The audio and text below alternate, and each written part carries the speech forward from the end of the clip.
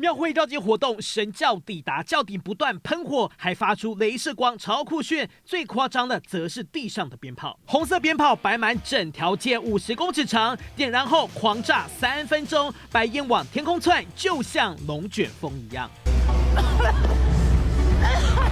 当地居民被浓烟呛到，不断咳嗽、流眼泪。高雄盐埕区庙会绕境，又是鞭炮又是烟火，居民不堪其扰，停在门口休旅车也被炸伤掉漆。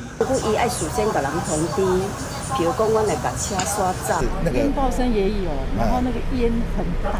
那你放少一点，没放那么多干嘛？鞭炮不仅炸伤休旅车，地上还留下一堆火药痕迹。尽管庙方有派人清理路面，但居住品质大受影响。环保局认定造成空气污染，将开罚。将依违反空污法第32条规定，告发1200至10万元。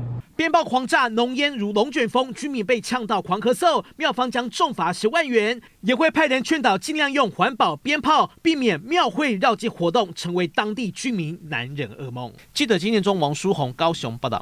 经常这晚上啦睡不着觉啦，您很想要睡的时候身心放松啦，就会很需要这一瓶茶氨酸来调节情绪，同时还可以增强您的抗压能力。现在下定的话，记得打上我的这个折扣码 CTI717，若愚帮你来打折。